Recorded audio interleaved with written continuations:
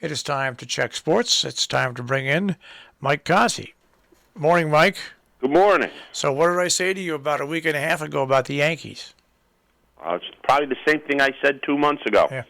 They are dead in the water, and I will be very surprised if Buck Showalter is not managing this team by the end of the week. Oh, you mean the guy that built the team and then Joe Torre stepped in and won with? Yeah.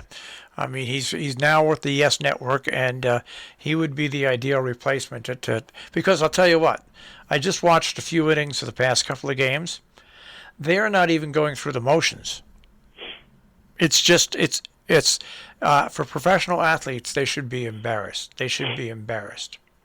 Well, where's Judge and Stanton? I have no idea. Are they with Jimmy Hoffa somewhere? Yeah. I mean, this is one guy they spent, I don't know how much money on. The next guy they want to give the same amount of money to. They can't find their way to the finish line or hit their way out of a paper bag. They got beat by the Phillies on Saturday, and neither one's in the lineup. Now, people are out there saying, oh, you're stupid, they're hurt. They're hurt every year. Every year. Tell me the last time these two guys played 100 games. But here's the whole thing. They were swept in 2 out of their last 3 series. Swept by Detroit and swept by Philadelphia.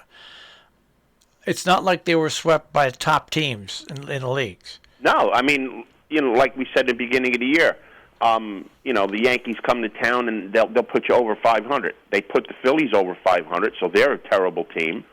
And the Tigers are even worse. Everybody beats up the Tigers, but the Tigers swept the Yankees. There's not one thing you can say about the Yankees that you can build off of. Their relief pitching is bad, their starters are bad, and their lineup is terrible. All right, where do you start? Yeah, let's go on to good news about New York. The Islanders, they beat the Lightning 2-1 in Game 1. The Lightning are saying they weren't ready. Okay, so we expect them to say that. So we'll find out in Game 2 if they're ready or not. But if you look back to last year when the Islanders were in the playoffs and they were in the same position in the Eastern Finals playing Tampa Bay to go to the Stanley Cup Finals, the Islanders had to travel from one bubble, I think it was in Toronto, to either Calgary or Edmonton, I don't remember, and play the next day, and they got walloped. So I don't know if the Islanders were ready for that game, but Tampa Bay was, and they smacked them. Well, now the Islanders didn't smack them, but it was a shutout for all intents and purposes because a bad call late in the game gave them a 6-on-4, and that's how they wound up scoring their one goal because they pulled the goalie and they got this bogus penalty, and that's how they scored their goal. But the Islanders outplayed Tampa Bay everywhere. They were a step ahead of them every place. It was like the Islanders had their game plan and knew exactly where the puck was going before Tampa Bay did. The Islanders played a very, very good game yesterday, and the Islanders are a very, very good home team, and they took home ice away from them. I said at the beginning of the year the Islanders can make the Stanley Cup Finals, and I think they're going to do it. Tampa Bay can cry and complain all they want. They have to win the next game if this series is over. That's how good the Islanders are playing, and that's how good their home ice advantage is. So it's only the second game of the series, but it's a must-win for Tampa Bay. All right, and in basketball, the Nets went into the end of the week leading 2-0 in their series against the Bucks. Well, the series is now tied up. The Bucks won 107-96, and once again, Irving is injured and out for the Nets. Yeah, the Nets look like a rolling infirmary. Yeah, they look like they were going to sweep Milwaukee, and now anything could happen. So a lot of injuries. Harden and this guy and that guy, they're all out, and the Nets aren't the same team without them. It's going to be interesting to see what happens now. All right. Hey, how did your racing go this weekend? We got more sports to talk about. Okay, go on. The college regionals. All right. This is why you watch college baseball. On Friday night, Arkansas, the number 1 team in the nation, you couldn't beat a team any worse. They played North Carolina State and beat them 22-1. 22-1. That's the score. Game 1, best out of 3 series. Arkansas won the series, defeated the number 1 team in the nation. Arkansas is going home. Team lost 22-1, and they won the next 2 games and go on to the World Series in Omaha. That's college baseball.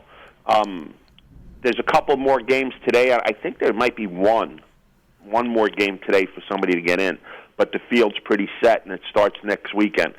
You watch these kids. These kids play baseball. They hit and run. They steal. They do everything that the pros don't do. It's funny how they go from college and know how to play baseball, and they get in the major leagues and forget. But that's the way it goes now. Watch the College World Series this weekend, folks. It's baseball the way it's supposed to be played, not the way the major leaguers play it. But for Arkansas to win by 20 runs and then get eliminated the next two games, that's just amazing. Yeah. I think the game that's playing today, by the way, I think it's Notre Dame. They've been playing well. I think that they're the only series that hasn't been finished yet. All right. Real good stuff. And the horse racing, in the Mint Julep, I said Juliet Foxtrot, the big favorite, to lose. She lost, and one of my horses on the inside, Minted, beat her and paid $27.20. So the beat goes on. Yeah, you've had a good summer so far. Yeah, I had a good day Saturday. Hit the late pick 4 at Belmont. Had the late double, 11-13 numerous times. It was another nice day Saturday. Well, you got to keep just it up. Like last Saturday and the Saturday before that. I was going to say you're having a great weekend streak. Yeah, I should open up a website. Yeah, don't, because then it'll all go downhill. That's okay. They'll be paying me. Like Barnum said, there's a sucker born every minute. There certainly is. It's going to be interesting to see what happens with these Yankees, though. Oh, Mike, come on. They've been swept 2 out of the last 3 series. Yeah, but here's the thing, Marshall. They won 1 World Series in the last 20 years. They still have the same GM. Yeah, well, they both should be getting canned. I can tell you right now, I think Buck Showalter will be managing them for the rest of the year. Yeah, but it's not only the manager; it's the GM. The GM is the person that builds the team, not the manager. Cashman's got to go. Yeah. This guy's been living on false numbers for how many years now? Yeah. Just think about it. They didn't win a World Series since they beat the Phillies, and what was that? 2009. Yeah, long time. It's 2021. Yeah. Yep, absolutely.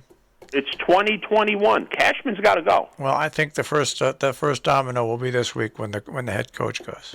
But you know what's really great, the way these Yankee fans talk, and we'll just go. We'll get Mattingly to be the manager, and we'll get Theo Epstein to be the GM. What makes you think these people want to come here?